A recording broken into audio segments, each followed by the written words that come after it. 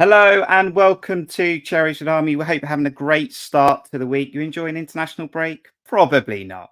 We are live and interactive on YouTube and Twitter. You may be listening to this back on our podcast. So thank you to you guys for checking out the podcast. Do follow and rate us. And of course, on YouTube, we are on our way to 2,000 subscribers. Come on, help us on our journey. If we get there, I tell you what, we'll do some prize releases. We'll release some prizes. Okay, get us to 2,000 subscribers. We'll have some fun and smash the like on this video. This is your latest fan debate. We've got a few fans coming on here, different faces to what we normally have, to ask some different topics about AFC Bournemouth leading up to what is a massive game at the weekend. Cherries in Focus is on Thursday. Tonight, you've got the interactive chat. The fans have got the topics. They're going to get 10 to 12 minutes to discuss it. Let's just have good conversations. Let's see who's currently joining us live on YouTube. Do let us know in the chat. So Chris Hubble, how are you? Hope you're having a good start to the week. Robin, thank you very much. Aaron Kay from Cherries Red Army. And we've also got Mark Singleton, Roy Frampton, Ollie Windsor. Hope you're doing well. Omid, Mark Cole, thank you very much. We've got Kirsty Parker and we've also got Alan. Fantastic. So use the interactive chat. It's going to be split into two halves. We're going to have a first half and a second half. We're going to have fans on different halves. And I think we should get stuck into it because they've got topics that they want to discuss. And you're going to tell us your thoughts in the chat. Let's get them on.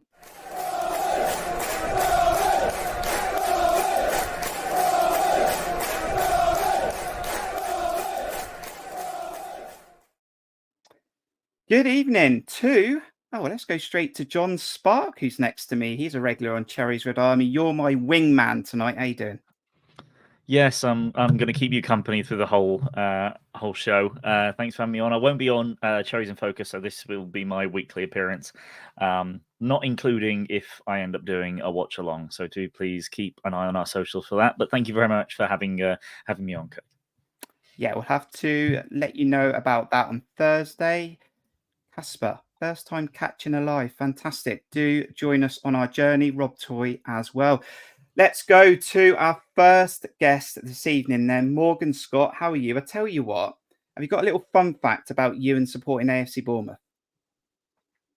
Oh, now you put me on the spot. Maybe a player you've met. Jefferson Lerma. I think he's one of the nicest players I have ever met associated at the football club. So probably Jefferson Lerma.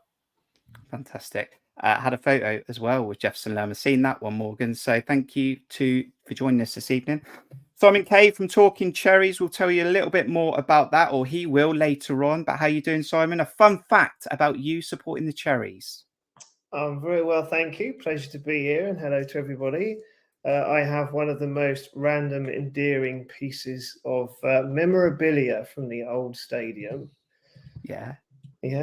I have, believe it or not, the toilet signs from the old main stand toilets, signed by none other than Eddie Howe, Jermaine Defoe, Steve Fletcher, and Wade Elliott.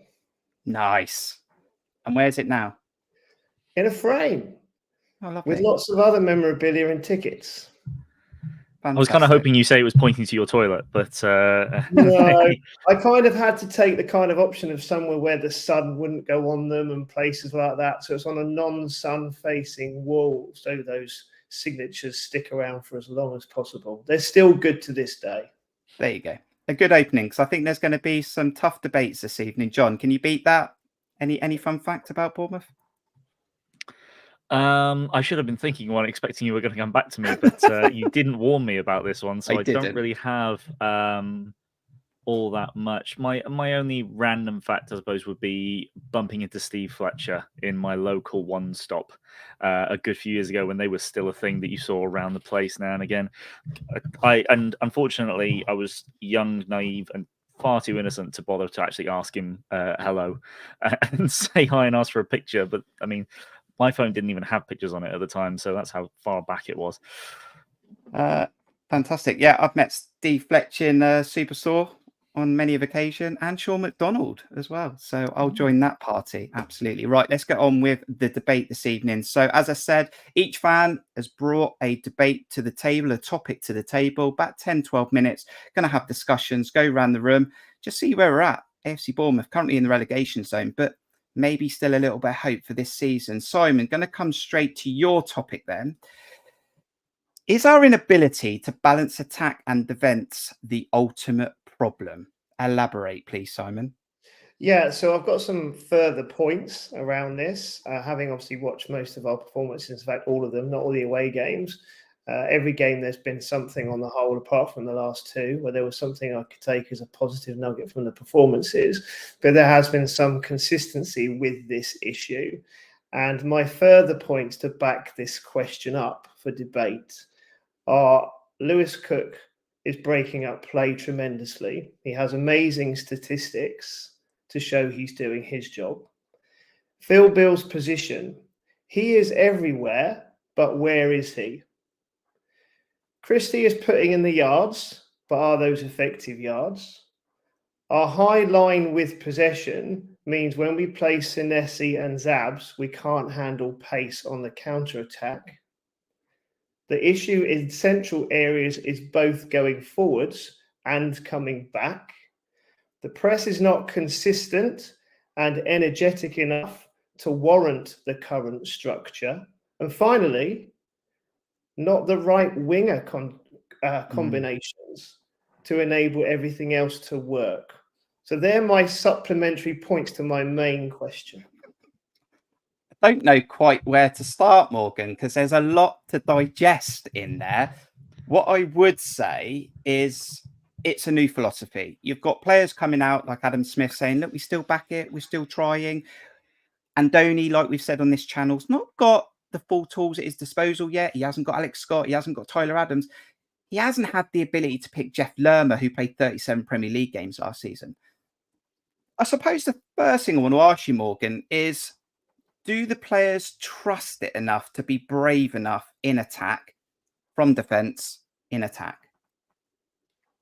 Well, I think there are glimpses from what we saw on the opening day against West Ham and the away performance at Brentford, which was a tough place. It's a tough, massive, tough place to go.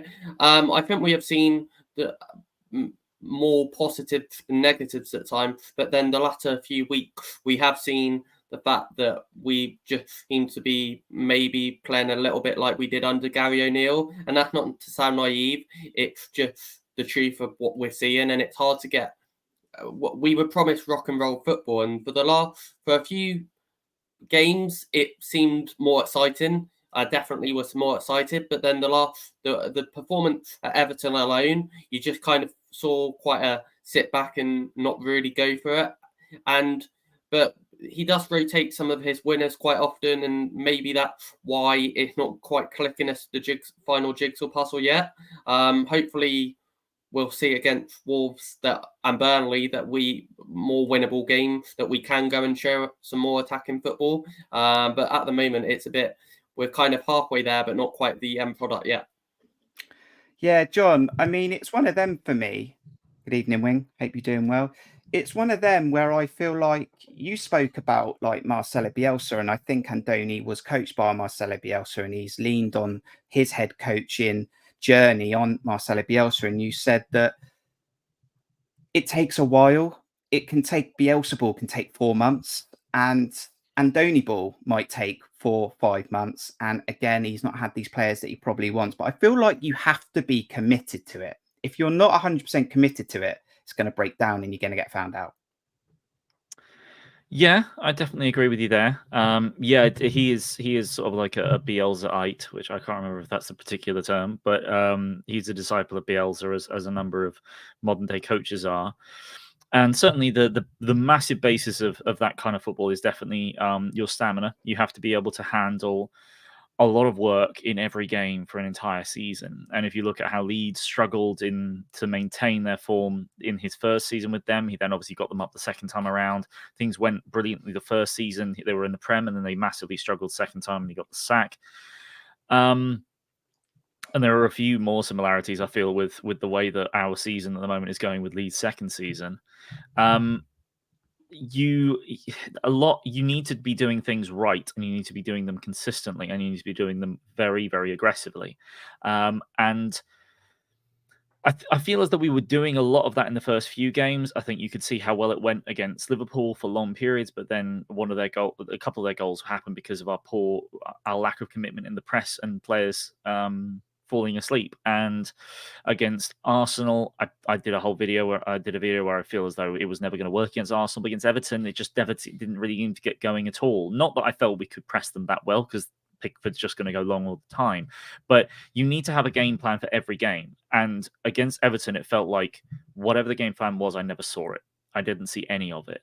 And that is the worry at the moment.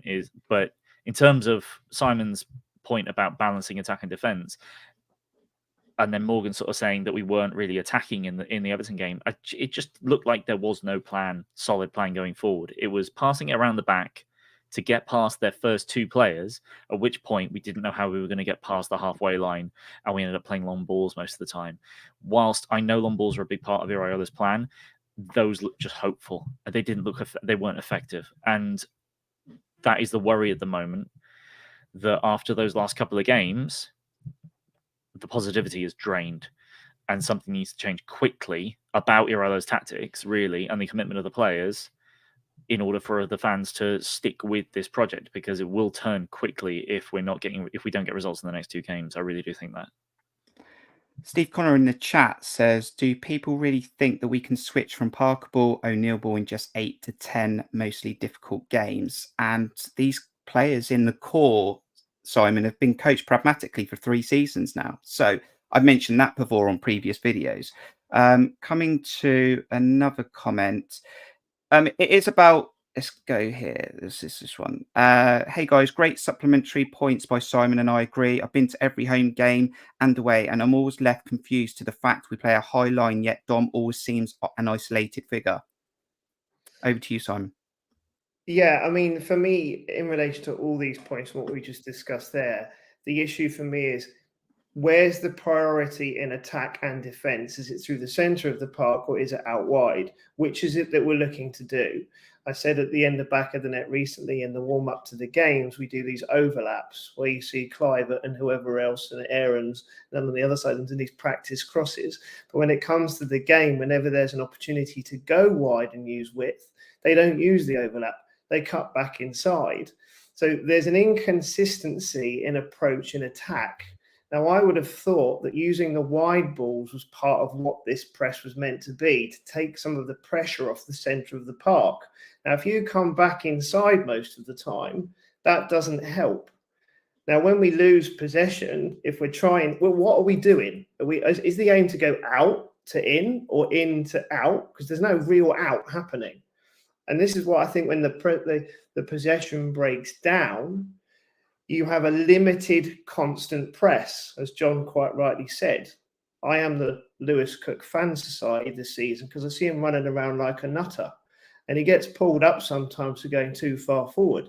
Now, I use Lewis Cook as an example, as he's trying to do the press bit, and sometimes he gets caught out by going too far. Now, I believe that gets caught out because he's not seeing what's meant to happen from other players effectively around it. So I think there's inconsistency in personnel applying what's required.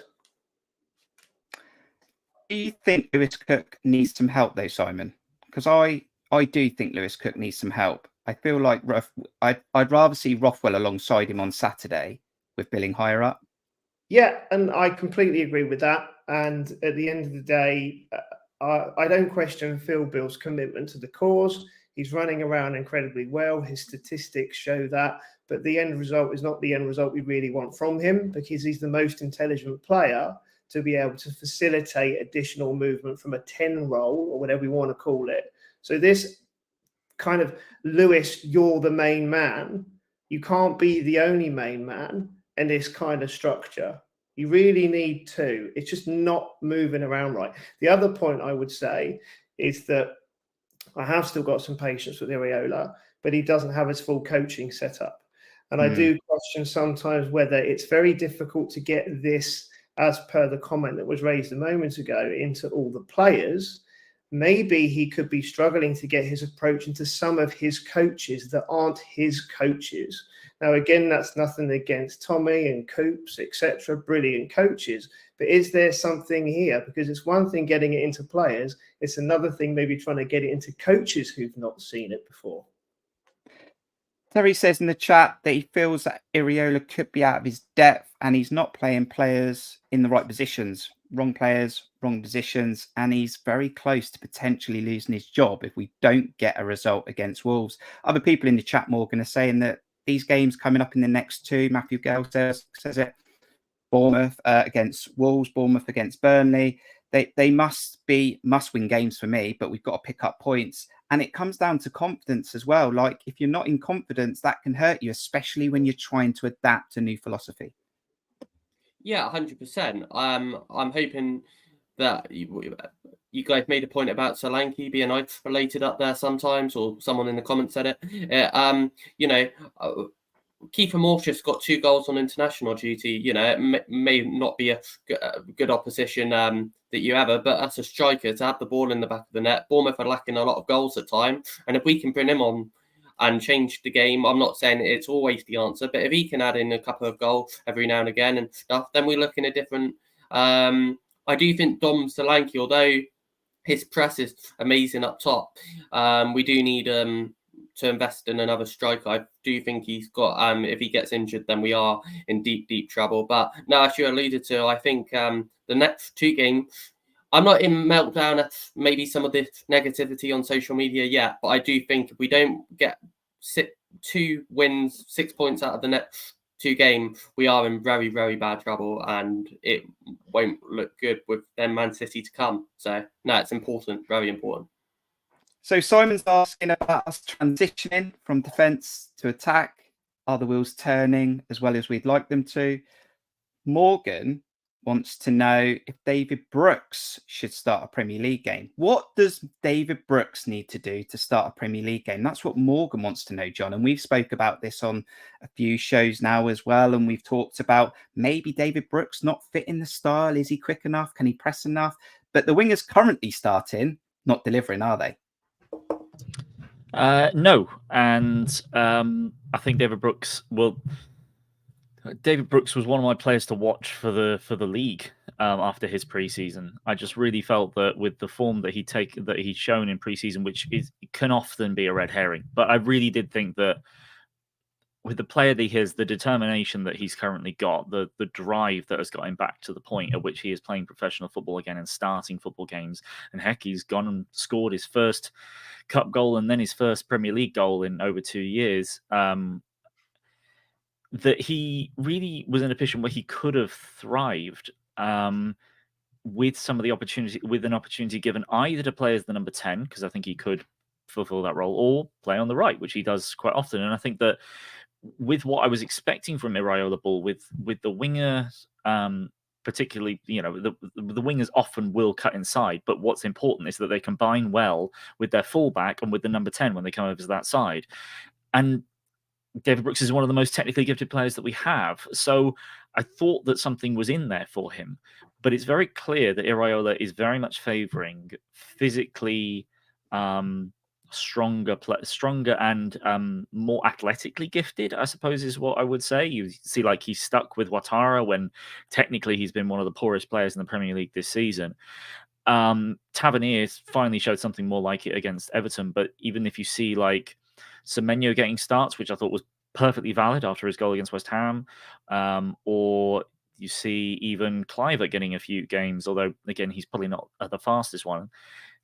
I do wonder what David Brooks necessarily needs to do to get that start, because clearly we're not getting a lot from our wingers at the moment. So you would think that maybe changing things around a bit more frequently would, find a solution. But I can only hope that Iraola changes his mind sooner or later on it. But at the same time, if he's going to play on the right now, he takes the place of Tavernier, or maybe you shift Tavernier to the left-hand side. But we've got so much depth in wingers. He doesn't need to stick with the same players, particularly when you've got some that are performing poorly. Yeah, Simon, I mean, I've been pushing David Brooks for a little bit now, because of the underperforming Dangu Utara. I'm not completely blown away by Sinistera, but we've only seen pockets of him at the moment. Tavernier's in this team for me, and I'm happy to have him over to the left. I think David Brooks got an assist last night for Wales. Not sure if he's injured, but let's say he's fit on Saturday. I want him in the side, I think, although I am happy for Semenyo to maybe start if it's not David Brooks. I'm going to take a step back to the Phil Bill conversation because I think there's a direct connection to our wing play and how that works. All of our wingers will be more effective if Phil Bill played in the number 10 role because Solanke drops really deep, sometimes too often, to fulfill a role that Phil will do really well. He joins up play really, really well. If we go back to some of our most fluid performances last season, and also Morgan touched on it briefly there are phases of the second half away at Brentford where he did play further forward. Now, he's a really, really good pivot player, which makes the winger's job a lot easier to do what they're naturally gifted to do.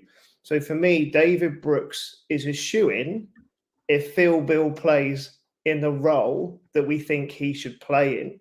Whereas if we're playing with the setup we currently have, he's not a shoo-in. So where are you at then, Morgan? Because I'm looking at Saturday and you've brought this topic to the table, and I think Wolves might ask us to try and break them down. I'm expecting a Gary O'Neill team that will try and just soak it up and then hope that Neto and Hwang can go and do their magic that they've done this season. If that's the case, David Brooks is very talented. He can find a pass. He can thread a ball through. We know he can score goals. We're not scoring enough goals at the moment. I feel like you want David Brooks in this team on Saturday if he's fit. 100%. As long as he's fit and raring to go, there's no reason, by a doubt, that you wouldn't play David Brooks. John mentioned he had a goal in the Cup and in the Premiership at Watford. At Brentford, sorry. He also had one for Wales on international duty. So he had 3 goals in 3 different games. Yes, he might not have played 90 minutes. I don't think he's quite there in terms of fitness, especially under Iraola board. We want to be playing this high intensity that we are seeing at times, but through 90 minutes. But he has to start. It's as simple as that. He's better than Pedro Neto. He's better than Juan, but he's just got to be given the opportunity. And considering that we need wins, it's massive for Andoni. We need a home win as well.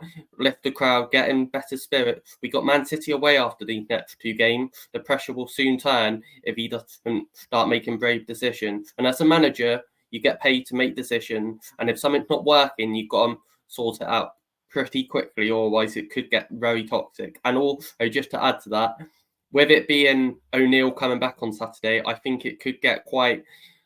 I don't want it to, but I think it could get quite toxic, and the boos and maybe some of the negativity of Bournemouth fans might get onto Andoni if he doesn't make some crucial decisions in these times. I feel like we need an early goal. Look, that's a statement, Morgan, that David Brooks is better than Pedro Neto and Hwang. No, I'm not saying he's not. But they're in form. John, let me just go into the chat. Steve says, hopefully Andoni Iraola saw that glorious assist from David Brooks for Wales yesterday and starts him on Saturday. Wing agrees with that. And Omid brings up a point as well, John. I feel like we're having the same discussions and the conclusions we keep coming to are the same again. And we're coming on to your topic now where Simon's sort of touched on it, the number 10 dilemma. And we keep talking about Philip Billing. And I think you tried to explain at the start of the season that you expected Billing to play this deeper role, maybe because Alex Scott might play higher up. We haven't seen Alex Scott yet. Hamad Traore's not really had a look in. And to be honest with you, I don't even feel that Traore fits this. I feel like he needs to be in a team that gives him freedom, not a team that expects him to press. He didn't have a great game in the Carabao Cup, but he's low in confidence. I just want Billing higher up. I just feel like the 3 seasons we've seen what we can get from Philip Billing. And although the stats might tell you that Philip Billing runs and presses and does the job next to Lewis Cook, I don't see it from my eyes because I remember Philip Billing arriving late into the area, scoring goals, giving us 10 assists, 10 goals, 7 goals in the Premier League last year. We just need the Philip Billing right now because we need 3 points. Yeah. In my preseason video when I spoke about what I expected from Iraola ball, and I put that I felt that Christie was actually a nailed-on starter in this side because of how effective he is at pressing, how tireless he is off the ball, and that he still has technical ability on the ball. He obviously hasn't shown his goals and assist numbers, but because of purely his stamina and his work rate and his pressing, he would definitely start on the number 10. And in the end, I got proven right, but it has shown the frustration that when I said Billing would play deeper, I said the reason he would do that is because he is so capable everywhere in midfield. He'll play deeper, then he'll push up, and then when we're in attack, he will arrive in the box to produce the same movements and late arrivals to score that he did last season. And what we're seeing is that Iraola's got him on a leash. He's not letting him push forward. He's playing far too deep, far too often. But the flip side to that, and this is getting away a little bit from the point I was from this number 10 aspect of it, but I suppose Phil Billing is one of the solutions to that, along with possibly Traore, possibly David Brooks in competition to Christie, is that I don't think Rothwell's necessarily is the right partner for Cook at this point. I think that while I understand the desire to have Rothwell in there, and I think obviously, Rothwell is a central midfielder, absolutely fully a central midfielder, unlike Billing, who we all see as more of a number 10 nowadays, or I think his best position was as sort of a box-to-box 8. Rothwell and Cook are incredibly similar players. They're basically the same player. They're both incredibly press resistant. They both run hard but aren't specialized as ball winners. They've both got a good pass on them, but they both prefer to dribble. They are so similar that whilst Rothwell has shown a little bit more going forward, and I think a lot of fans were impressed with him last season in moments, we're missing that DM. And then once Tyler Adams comes back in, then you put Rothwell next to him, or you put Cook next to him, and you allow them to push on, and then you really would want Billing further up the pitch. But even until then, I think Alex Scott might be the one that you put next to Lewis Cook as more of the box-to-box player, and hopefully put Billing up front. I think the big issue at the moment is just this ball-winning DM, because it is affecting who we're putting in number 10. I think, as Simon mentioned, the fact that maybe because Billing is deep, you don't play Brooks. I think that Christie and Billing, in terms of technical and combining players, Billing just obviously is more physically gifted, technically is generally better, but also has more familiarity with the players, I would say. But he also tends to stay a bit further left, whereas Christie tends to come a bit further right.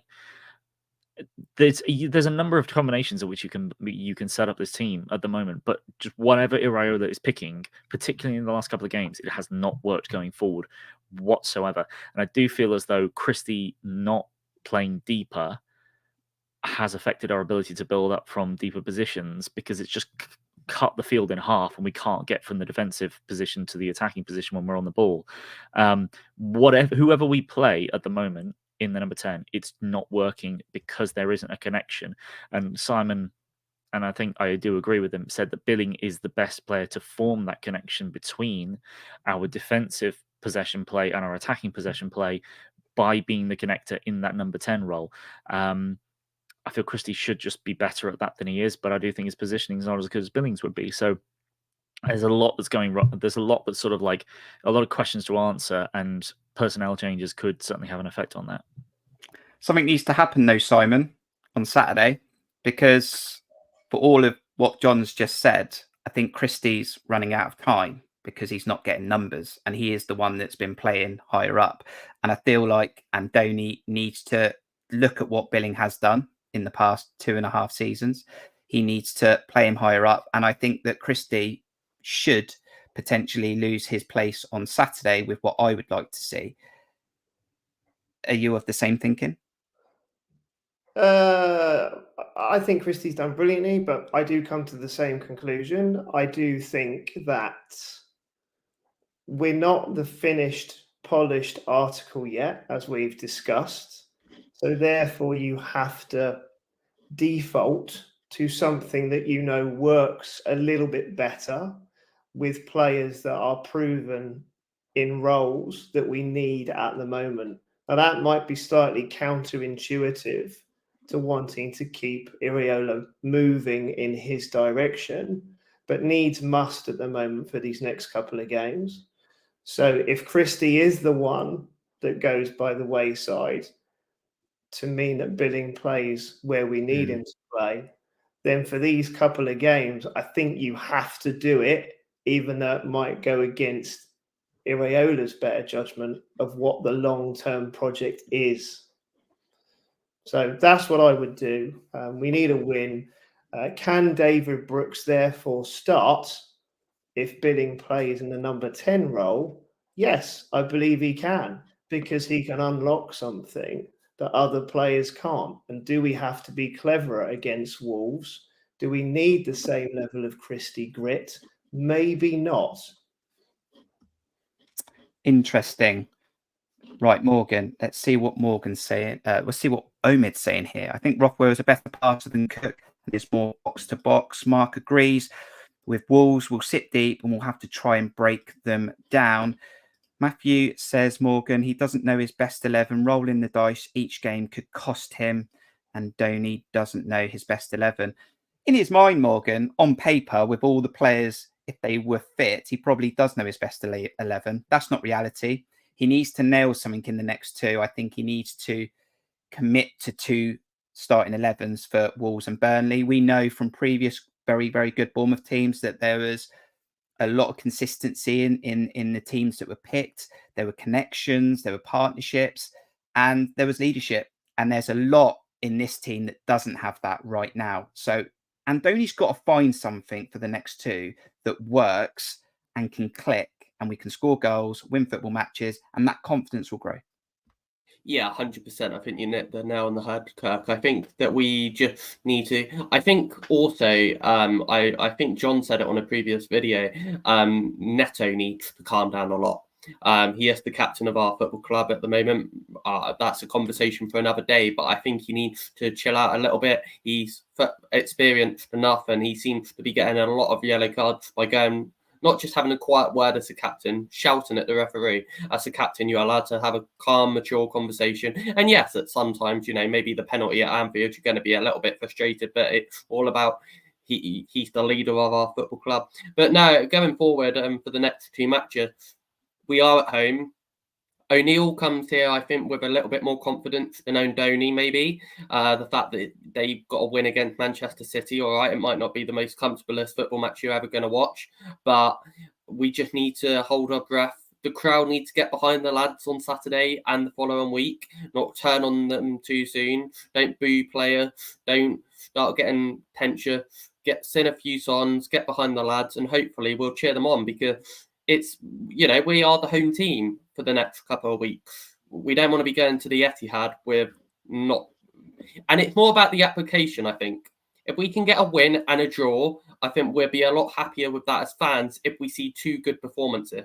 I think if we win both football matches, but we come out with it with nappy 1-0 win, and the performance isn't there, I think that's more upsetting to the fans than it is if you win the football match. So as long as we see 2 good performances, we'll go for maximum points. I think we need them, but I think the performances are very, very key to this football club at the moment. Very, very well done, said there, Morgan. Right, Morgan, it's been great to have you on this latest fan debate. I don't need a score prediction. We'll speak about that on Thursday in Cherries in Focus episode 14. What I do want to know, do you think we can get a result on Saturday against Wolves? 100%. You've got to be confident. As long as the crowd are up for it and our players are on form. That having said, Andoni gets paid the money, so he has to make the decision. As long as we're on it from the first minute to 97, if it goes that far into additional time, hopefully it doesn't be a fourth official, then it should all be okay. Fantastic. Simon, also, we might have a lucky mascot. Charlie Lanners, don't worry, we got a lucky mascot this week, but he doesn't know he is yet. Oops, hope he's not watching. Simon, tell us about Talking Cherries. If you've got any events going on at the moment, do tell us about Talking Cherries. Do you think we can get a result on Saturday against Wolves? Well, of course we can get a result. That's the easy bit. There's no denying that we've got a good chance. So, yeah, 3 points, thank you very much. It can happen. So as much as we critique and we have our queries and questions, can we do it? Yes, we can. Bit of confidence, definitely needed. Talking Cherries, haven't got any in-person events coming up, but we are lining up a lot of guests to come onto our regular calls to talk about mental health, whether that's in the football industry, whether that's refereeing, whether that's players and ex-players, etc. So we're looking to enhance those conversations. And I just want to say a quick thank you to anybody that donated towards the mental health first aid training, which a couple of our people have now recently completed. So thanks for that. Thank you very much, Simon. Where can people find you, Talking Cherries? At Cherries Talking on pretty much every platform. Most of our engagements on Twitter. I haven't got the Threads thing going yet, but definitely Twitter. Also got a Facebook page and on Instagram. Fantastic. So some great topics there. We will be bringing our next two guests on in a moment, but do subscribe to this YouTube channel. Do hit the like button. We also want to thank our monthly members. Had some new ones. Thank you to Matt Gale, Mark Davis, Sean Woodland recently joined, and the rest of you. You can become a member or donate to the channel at buymeacoffee.com/Cherries Red Army. Details in the description below. Thank you very much. Thank you, Morgan. Have a good rest of your week and follow the Cherries on Saturday. Yeah, thank you very much for having me. And yeah, up the Cherries, as she said, and hopefully it will be a good performance. Thanks very much. Thank you, Simon, for your contribution on this first half of the show, and have a good rest of the week. Thank you. Up the Cherries, and let's bang those drums, even if we don't like one of them on Saturday. Right, let's get our next two guests on. John's staying with me. He's my wingman. You hit the like button.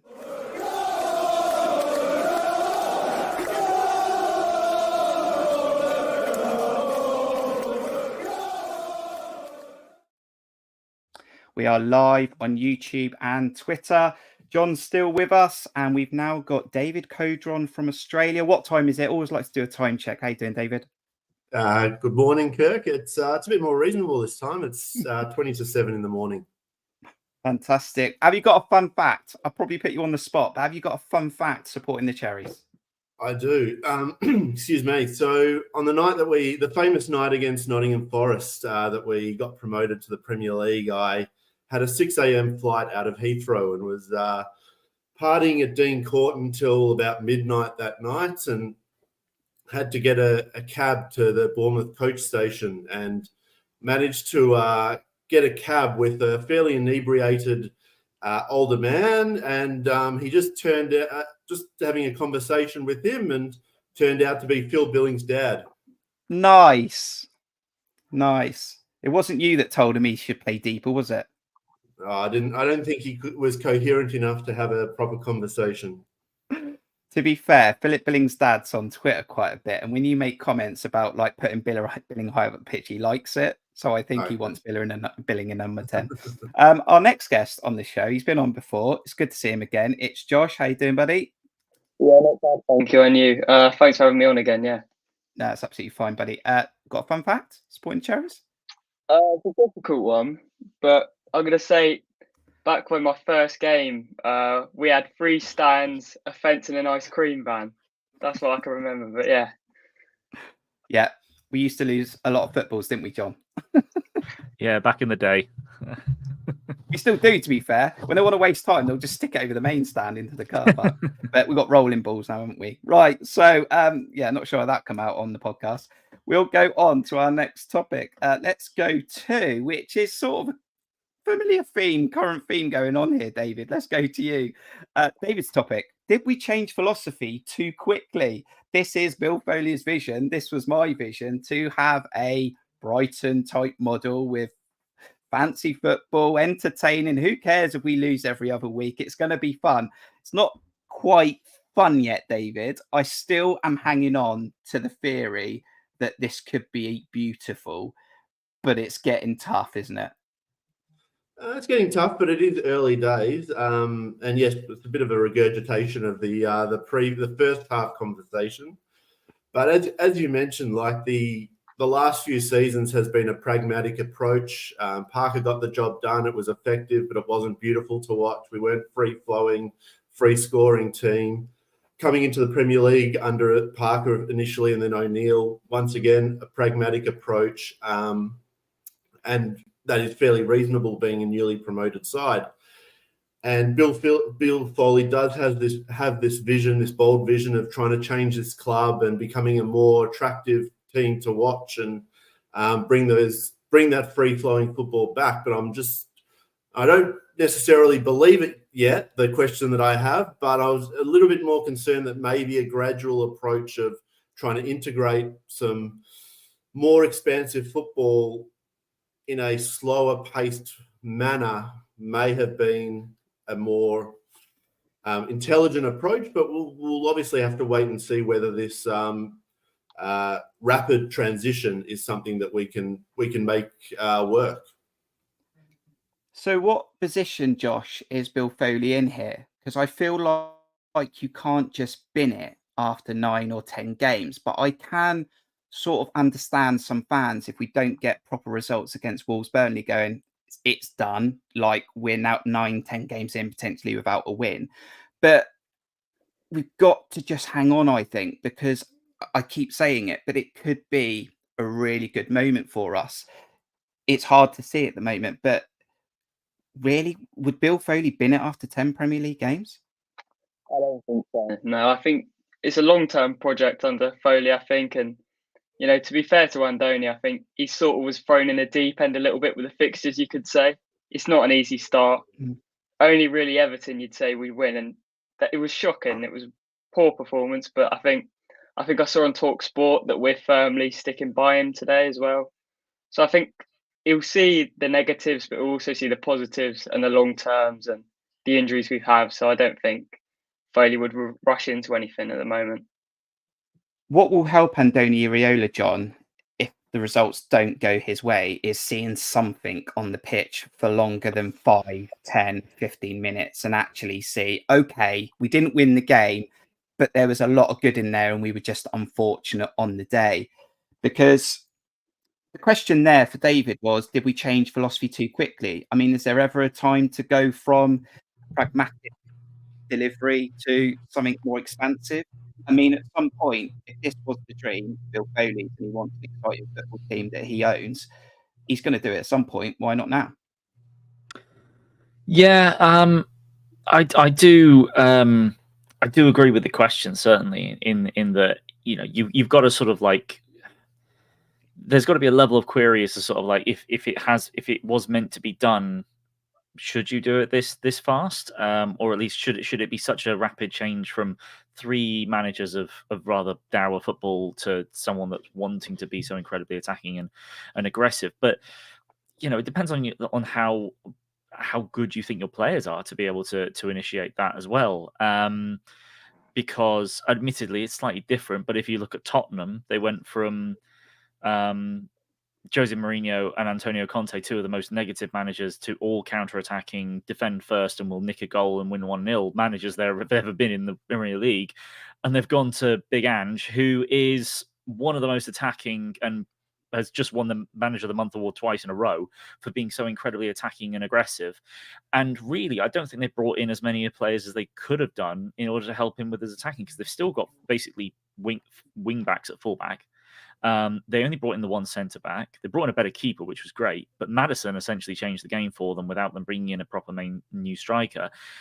When you look at what Bournemouth have done in terms of what would Bournemouth have needed to be able to take Andoni's style and put it on the pitch, you would have definitely needed a Lerma replacement regardless of who you brought in.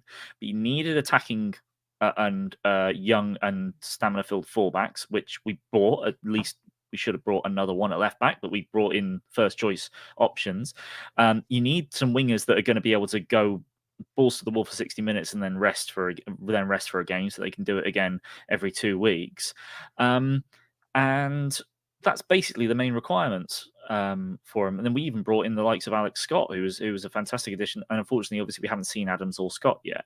So I think it's a combination of not having the players that he needs. Whilst doing a lot, we don't have everything that he needs. Josh's point was bang on. The fixtures are ridiculous. The fixture schedule has massively hindered him. And then, yeah, it's a combination of a bunch of things. Just to add on to the point of like not necessarily getting rid of him, it was really pointed out to me. I'm a big fan of the Football Daily YouTube channel, and their Sunday Vibes show just recently talked about basically how poor the bottom of the Premier League is. Like, you don't need to be good to survive this season. When you look at Burnley being nowhere near what they used to be, Luton aren't anything special, neither are Sheffield United, but neither of them were expected to be. And then you've got us, unfortunately. But, there's a few other teams down here that are not great.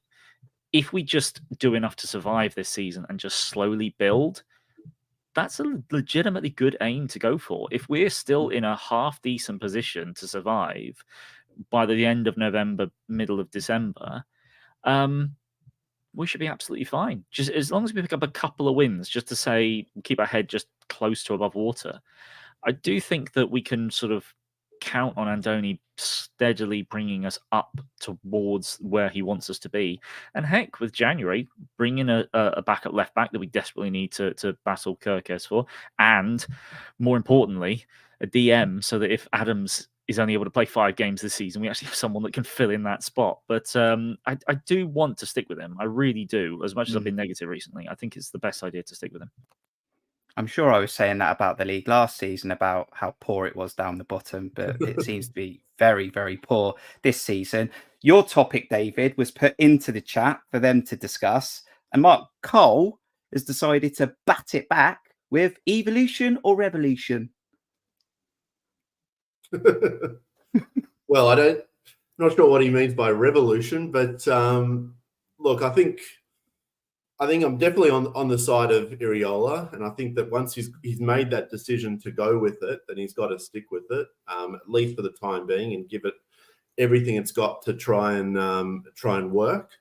I agree with the fact that there are two that I feel like it probably should be easier to survive this season, with Luton and Sheffield United looking like two teams that are. It would be amazing if we finish below either of those two teams, and then you only have to find one other team to finish above to survive, and that gives us an opportunity to use this season, I suppose, to embed that football philosophy, and then figure out which players suit that style of football and which players need to be moved on and positions filled with new players. But Josh, points provide prizes or Premier League positions and safety. So we are all seemingly in the vision and we think we'll get there. In 2 games, we do need to pick up something. So I've said previously, do we need to adapt slightly? I don't want Andoni Iraola to throw the rule book out and just drop everything, because like the other guys have said on the channel, you're just almost not putting any confidence in what you're saying. But has he got to adapt? Because he hasn't got Tyler Adams. We haven't got Jeff Lerman no more. We haven't got Alex Scott. Has he got to adapt a little bit, tweak a little bit to get a result on Saturday? I do think so. Yeah, but I mean, you look at last game at Everton, it just wasn't working. I think Dom looked isolated in attack, and then we look vulnerable at the back at the same time. There's no consistency really in the lineups. I understood Smithy coming in with a bit of experience, but Max has been maybe our best defender. Wrong this player season. went out. Yeah, and Dango coming in was obviously controversial, but I just think people like Semenyo, he hasn't put a foot wrong all season and he got drops. I think he's so forward thinking and creative, and he'll have a shot, and that's something we need at the minute, because at times Dom against Everton was picking the ball almost on the corner of the box, and all he had was the goal, and there was no one with him. So I think we have to adapt at both ends, really. Yeah, I mean, that's where I find it hard, David, to stick up for Andoni, which I've done right from the start, is when you're taking out a fullback who's been very, very good. I think Kirkes has been good, but very suspect at the back, and confidence might have been hit by a few mistakes. Dango should not be anywhere near the starting 11. And Semenyo was frightening Liverpool at Anfield. And when you're not playing those types of players, it's very hard to stick up for him.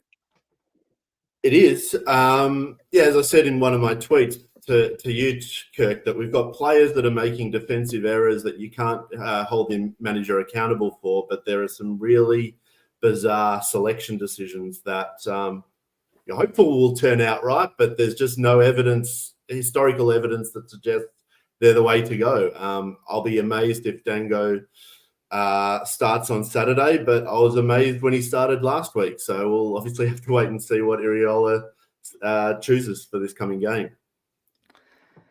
Steve says, Meps or Kelly to start on Saturday. Have to agree with you, Steve. Definitely on Lloyd Kelly. Need a bit of experience at the back. I think Senesi, for whatever reason, is looking a little bit out of form as well. I think I'm still okay with Sabani, but I'd be okay with Kelly and Mepham. Look, they've known each other for a long time. They're very solid. They're very good defenders. John spoke about that as well. Let's come on to your question, talking about defenders then, Josh, because you've put your topic on the table. What is our problem with set pieces? Please elaborate, because I can talk about defending or attacking. I mean, is it just all of it? Yeah, I thought I'd change it up. I thought it would all be about the manager, and obviously, but there's nothing at the weekends that I hate more at the moment than a set piece. I mean, I said to my mate at Everton, or when someone wants to try and take one. Oh, I said to my mate, you might as well give him a goal kick when we had set pieces, because it's either the first man or it's over everyone. We just haven't had a set piece taker since junior, really.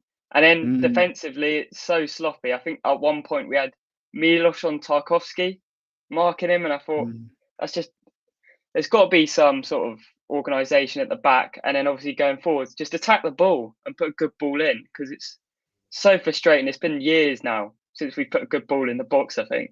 Senesi corner at Lorient and the friendly's the only one I can remember. So he was playing CDM. Yeah, he was playing CDM as well when he pulled that one in. John, interesting. Probably spend an hour just talking about set pieces, couldn't we? Let's talk about attacking, because Junior Stanislas retired last week. I thought he'd already retired actually, but officially retired last week. Still our last direct free kick scorer in the league. Rothwell had his cross-stroke shot in the Carabao Cup, but that's a poor stat from the Championship. The Junior Stanislas is the last player for us to score a free kick in a league game. And I do think we got a player in Tavernier, but I can remember when we bought Tavernier and his final ball was very, very poor, but then it got better and then he was scoring goals at Leeds, etc. But he's had a long time out, and I feel like Tavernier's back where he started with regards to his delivery. We've got Lewis Cook taking corners, which I don't think is a good sign. Yeah, you know, when you're just looking for some, like, you know, when you want some free goals where you don't have to work so hard for them, we just don't have any of them. Yeah. According to Opta at the moment, we've got the lowest XG from set pieces in the league. Admittedly, we've also taken the fewest shots from set pieces in the league as well. I think you know, as pointed out by Omid, it goes back to the Eddie Howe days, but I feel what Eddie Howe sort of understood was basically we don't necessarily have too many players that are necessarily going to get you a goal from a set piece in terms of going to leap above an opposition defence. Although having said that, we had a great habit of scoring from set pieces because when we did bother putting in the box, you had Frano, you had Steve Cook that were going to just throw themselves at the ball, and Josh King made might as well have trademarked that back post run. The amount of times he got flick-ons that ended up at the back post and he just tapped it in from half a yard out. We got those all the time. It felt like we got them all the time. We probably got Josh King probably got 5 goals a season by just making the same back post run every single game. But what Eddie Howe did a lot, obviously, although to be fair, it was we all know it was Jason Tyndall, was the set piece guy who would come up with all the different plans. So you can always change things up. And at the moment, the things Bournemouth aren't getting a lot of set pieces. Obviously, we're not getting a massive amount of corners. We're actually towards the start of the season we were doing a lot better, but not so much recently. Not a lot of free kicks from decent positions, and obviously penalties is. You know, well, we're still adding to the counter of how long it's been since our last penalty. So we're not really getting up into attacking positions enough to get the fouls to cause the set pieces. But we're trying a lot of short balls as well, because again, you look at our team, like, okay, Solanke's committed, you got Senesi and Zabani are committed. But outside of that, you know, we know Billing's the tallest man on the pitch, but it doesn't mean he's very good at headering the ball. So we're trying to create situations to sort of force the opposition a bit, but it's really not working a lot at the moment. It hasn't for a good few seasons, and I just think that it may well be. To be honest, I'd rather just bring in a set piece coach. It's just one of those things that if you're clearly lacking in an area, just spend some money to get it sorted. Coaches are one of the cheapest things you could bring in a football team, really, especially when you compare it to the players and the manager. So just invest, because I really do think that maybe just the time is not being spent. Either the time is not being spent or it's not being spent well. And the thing is, at the moment, is we've got so many other issues in terms of our philosophy. Why would Iraola spend that much time sorting out set pieces when he's got to get us being able to play from our box to their box much better than we have done for basically certainly the last few weeks. So I do expect us to not be very good at set pieces, certainly attacking wise, for quite a while longer, I would imagine. Defensively, well, God, we've got Cooper and Elphick in our backroom staff. You would have thought they'd been able to sort this out by now, wouldn't you? Steve Connor agrees with you, John. I'm a bit disappointed we haven't got a set piece coach in. AFCB Mackie, Philip taking corners when he's the tallest player is so frustrating. We need to sort out set pieces in both boxes. I think it was Chelsea. Max Aarons was marking Chelsea's tallest player. So stupid. This doesn't really relate to AFC Bournemouth, David, but I feel like Josh has given me a really good opportunity to put something in that's annoyed me for a long time. Even Eddie Howe did this, right? Don't know if I'm not football manager anymore. I used to play it years ago. But there was a time in football when something changed. And then everyone was bringing everyone back for corners. Pretty much every manager does it, right? Never understood it, David, right? And I've had this theory in my head, right? I've done it at youth level, actually. Why? Especially when it's 0-0, I'm going off on a tangent here, so just bear with me. When it's 0-0, right? Why wouldn't you put 3 players on the halfway line? Because 10 minutes gone in the game, it's 0-0. If you put 3 players on the halfway line, 3 quick players, right? Surely the opposition are going to match you +1. So you're going to keep 4 players out of the box. Is there not something in that? Because when Neto actually catches a ball, we're 3-on-3 in attack or 3-on-4. Honestly, genuinely, anyone in the chat, why don't football teams try and put 3 attackers up there and just ask your opposition to mark them, and you put less play? Because I know Eddie Howe said once in a fans forum, he said the reason we bring everyone back is there's less space to work with. Still conceded goals. Well, yeah, you've got to have confidence in the players that are in the box first, I suppose, to reduce the amount of numbers that you've got there. I don't know if I'd have 3, but I would definitely have 1 or 2 to at least give the opposition something to think about in terms of their attacking structure. And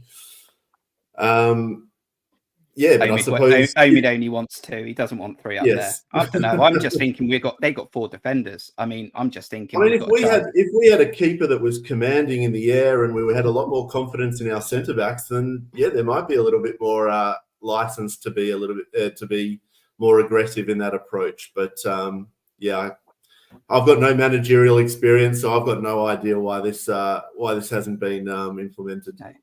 Is there something in that, Josh, or am I just talking silly here? Because when the game's 0-0, I don't know, just challenge the opposition. See what you're going to do. We're going to put 3 players on the halfway line. And then if it's 0-0, you've got to score, haven't you? So I'd say 3's maybe a bit much, but 2's definitely a good shout. But I think it's just lack of maybe confidence in your defence, really.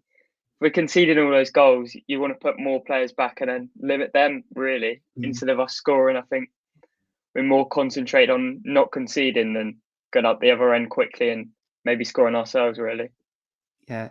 It's the other thing, isn't it, John? And we can come back to Everton here. The problem I have with it, when you put everyone in the box, you're ultimately 9 times out of 10 defending 2 balls into the box, because you clear one, then it comes back in again. And if you don't deal with the first one, or you don't catch it and you punch it, then you concede potentially goals. Yeah, the other aspect of what you're talking about in terms of putting players, not necessarily cramming them into the box, is not having players at the edge of the box to deal with those second balls. Something I think, if I go back to that, there will have been other instances, but the one that comes back to me is obviously the 3rd goal in our loss to Arsenal when the ball sort of lands towards the edge of the box. I just feel, while I understand trying to get all 11 men within the space of about 12 yards of goal, you need to put at least 1 towards the center of the edge of the box, because when the ball flies out, particularly if you know you've got a goalkeeper that isn't going to catch, he's going to punch it. If anything, put 2 there. So then when it falls, you've got a decent chance of it falling to a Bournemouth player, which is the other half of what you're saying, that if your goalkeeper doesn't catch it and he punches it, you've got to defend 2 balls. Well, if you put 2 players out that could pick up that loose ball, then you prevent the second one coming in. And Bournemouth, historically, as bad as we've been in the set pieces, Bournemouth have also historically had a terrible issue with not blocking crosses. Charlie Daniels was a particular bugbear of mine, that as much as I loved him as an attacking player, my God, he never blocked a cross in his life. So it's a bunch of defensive issues for us. But I do think that, and others have mentioned it, and someone else pointed out to me, but I never really focused on it enough. Zabani appears to be, well, fantastic one-on-one with long balls from a goalkeeper. Apparently seems to be very suspect at actually following his man at all from set pieces. And, you know, if you're one of your main strength, what is meant to be one of your main strengths as centre-back is not just doing the basic aspect of following his man, you might as well pack the box so that even if he does lose it, you might have someone else that's going to get his head on the ball. But I do think that one of the reasons why Adam Smith was brought in the Everton game was the idea of maybe having some leadership in the back line, having someone with experience. I don't think it helped at all. You need him to be it needed to be the centre back position. And much as Kelly is only 23, maybe he might have hit 24 by now, he's still one of the most experienced defenders we've got in our side. And I've also spoken about, I think Mepham should come in for Zabani at this point as, again, some kind of leadership figure that is going to help organise that defence, because I do think Senesi and Zabani as a partnership, as much as I thought it would be the one we have going forward and looked very capable towards the end of last season, has been so suspect. Particularly, you could look at Brentford and how lucky we were to not concede about 5 goals in that game because of the terrible display that the two of them put together as a partnership. It's been concerning. And I did centre back, if we even keep Kelly beyond January, because I'm pretty confident Spurs will come in again for him, we need at least one experienced centre back. Heck, try and get Cahill back out of retirement. Just bring someone in that's going to provide some leadership and some experience to help bring that defence to a decent level, because it is concerning at this point. Ben sends his apologies for joining the stream late. You're absolutely fine, Ben. Thanks for joining us on YouTube. And AFCB Mackie again, think it was a change to every team using zonal marking, so you just have everyone in the box to try and clear it away, then get up the pitch. Well, it's interesting conversations. I want to bring a topic to the table as we come to the last section of this stream, Josh. There's a lot of discussions within social media and people's opinions, fans' opinions about whether it's fair to compare corresponding fixtures from last season. If we do that, we took no points up to this stage from the games that we played. And those stat experts out there are saying that we are bang where we should be. Is it fair, though? Are we trying to make excuses for Andoni Iraola? Can we compare what happened last year to this year? I think it was very different, isn't it, really? I mean, this time last year, we just lost 9-0 and Parker had gone, really. But I do think probably we have had harder fixtures this year. And I don't really buy into the baseline tracker. You've just got it doesn't matter really how quick you get the 38 points. You just got to get them at some point in the season. And it is a little bit of an excuse, but there's plenty of time left and there's no need to panic yet. Fair play to Josh. That's his opinion. And other people have come out with that as well, David. I am going to throw a curveball in there. I mean, I have used the baseline tracker, not as much as other people, but I have used it as an example. But I'm going to throw a curveball in there, David. Last season, the head coach was able to pick Jeff Lerma for 37 Premier League games. That has to count for something.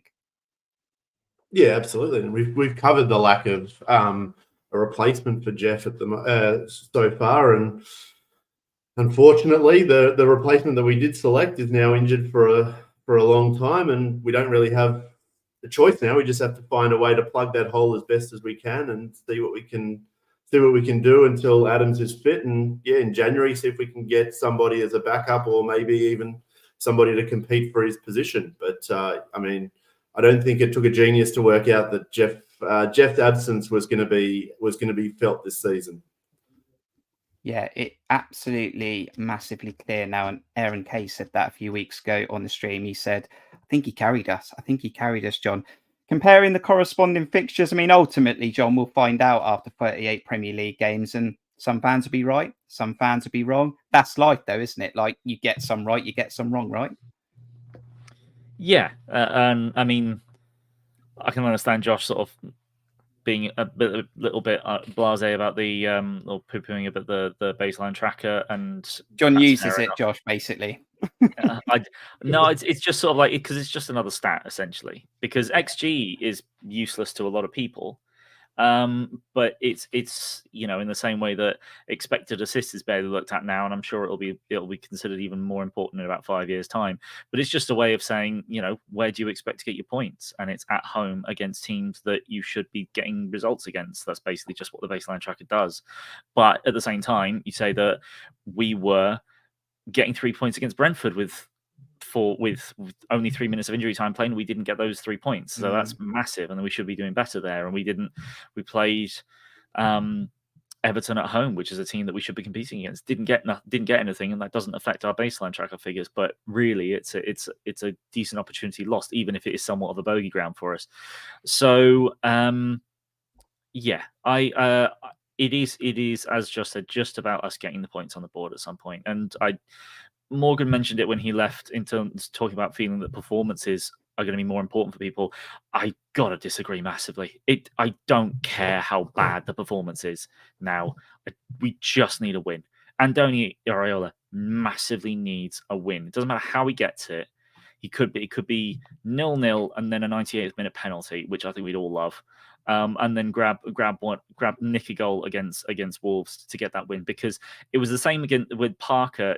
It was something I mentioned before we started the season, the Premier League season, on Parker, when the idea that he was going to completely change our formation. In the end, he played basically 3 different formations against the 4 matches. He needed a win in that first game to build the confidence in the players to say, no, trust me, because this will work.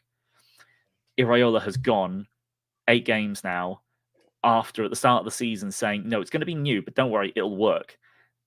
And you, on 3 points after 8 games, no wins, the players will, as much as I'm sure they're all committed, as much as Smith will come out, they're going to start doubting that this is necessarily the way to go at this point. Even if we all understand how difficult those fixtures were, at some point, you just need a win. However it comes, just get that win. I don't really care how. And then we can push on from there. That's the important thing. So John doesn't mind if it's an ugly win, David. It's a big game on Saturday. We're going to be on Cherries in Focus on Thursday, 8 p.m. UK time. Don't worry about a score prediction, David. Do you think we get a positive result at Dean Court against Wolves?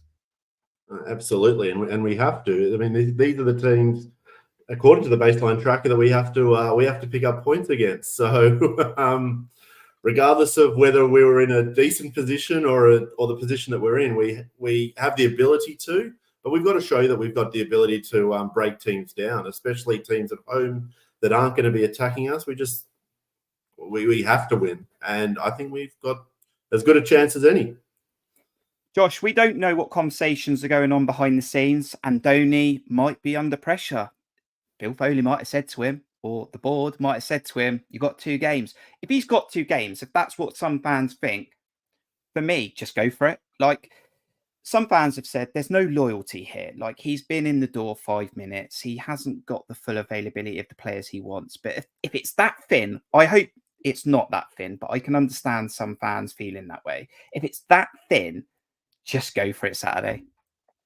Yeah, I'd hope that the motivation of Gary O'Neill is sort of enough for Andoni, sort of the old guy, beat him. You don't want us to lose to the guy they've sacked for you, and then everyone's asking for him back. I mean, I think Saturday, the first goal is huge. Just getting the fans off their seat, getting them on our side and getting loud. I think if I'm Andoni, I think you've got to want to excite the fans, and because you want to get them on your side, especially at home. So I think just go for it. Yeah, I agree, definitely. I think the first goal is massive, because this is going to be a Wolves side that's going to have a wall starting with Craig Dawson, and they are going to be hard to beat. And they've got these players with some absolute skill in Neto and Huang, who are turning it on at the moment. So it's a massive game. John, final thoughts? Good stream, good conversations. I mean, look, it's tough conversations. We've had a few streams like this where it's not great what we're talking about, but we're not winning football matches. We know once we get that first win, we could go on a little bit of a run and conversations become a little bit more positive. We're a little bit more upbeat. That's what we need. But it's good conversations. We're just talking about where we are at the moment, different voices coming into the room. And I've really enjoyed it. Yeah, I hope things do change pretty soon, because we've had these conversations for the last few weeks as a few people have put in the comments that unfortunately we don't want these to get too samey. But yeah, it's great to have some other fans on here. I do think that is a good chunk of the appeal of the channel is the number of different voices that we get on here. And thank you everyone for engaging in the comments. Please do, if you don't agree with us, please do put it in the comments, as a lot of you have been doing. Put your reasoning in there, because someone just turning up and saying, I disagree, and then running off is not helping any of us produce anything for you to generate conversation. So thank you for everyone that's been on. Thank you for everyone that's been engaging in the comments, and please do keep yourselves posted on the channel. Steve Connor, final chat comment, says, what's a penalty? I tell you what it is, Steve. It's a penalty in the Ted Mack end in the 21st minute. No idea why I'm giving you the minute, but if it happens, I'm a genius. Josh, thank you very much. Keep up the good stuff. Josh is on Twitter, X, whatever you want to call it nowadays. Thanks for coming on. We hope you come on again at some point in the season. Have a good rest of your week and support the Cherries as you will. Yeah, thank you for having me on again. Always a pleasure. And yeah, great chat. Up the Cherries, yeah. Cheers, Josh. Stay with us as we do the outro. David Podron from Australia. Absolutely loved that. We've also had some really nice emails, by the way. Really good point to take this time to say that. Had some emails from a couple of people around the world, New Zealand, just telling us that he loved the channel, loved the conversations, loved the club. Love it. Thank you for the comments. Thank you for the emails. David, thank you for taking the time to do this from Australia. Thank you very much. Always a pleasure. And we will be back on Thursday, 8 p.m. live on YouTube as we prepare for the return of Gary O'Neill and Wolves in a must-win, surely, crunch game on Saturday at Dean Court. Cherries in Focus, episode 14. And we'll definitely tell you, hopefully 100%, if John will be doing a watch-along on Saturday. Thank you to Morgan. Thank you to Simon. Thank you to Josh. Thank you to David. Thank you to John and myself. Thank you to you, the fans, for checking this out. Do hit the like button. Thank you if you listen to this on the podcast. Look after yourself between now and Thursday, and we'll see you on the next one. Up, Cherries. You Reds.